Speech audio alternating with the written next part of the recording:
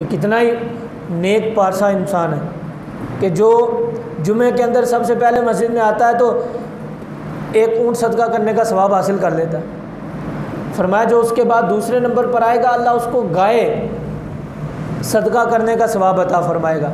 तीसरे नंबर पर बकरी है जैसा जानवर, और फिर उसके बाद मुर्गी, फिर अंडा, फिर दर्जा बदर्जा अल्लाह अजर अता फरमाएगा। आप अंदाज़ा करें, सिर्फ एक मोमिन मुसलमान इस चार दीवारी के अंदर इंटर हो गया, सबसे पहले आ गया, तो सवाब का सिलसिला जारी होना शुरू हो जाता है।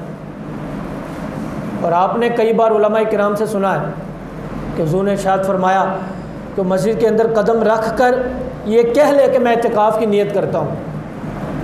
नवई तो सुन्नत अल इत्तिकाफ़ कह ले, या ये कह ले कि मैं इत्तिकाफ़ की नीयत करता हूँ अपनी ज़ुबान के अंदर।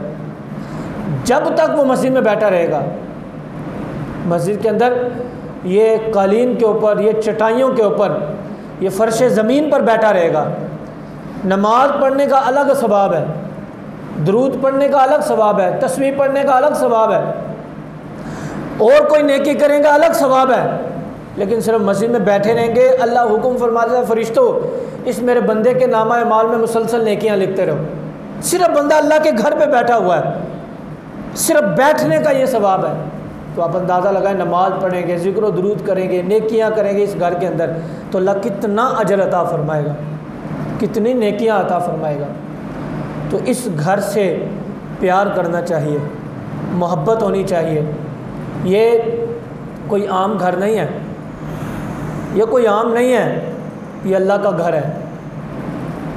नबी अकरम सल्लल्लाहु तआला अलैहि वसल्लम ने ऐसे नहीं फरमा दिया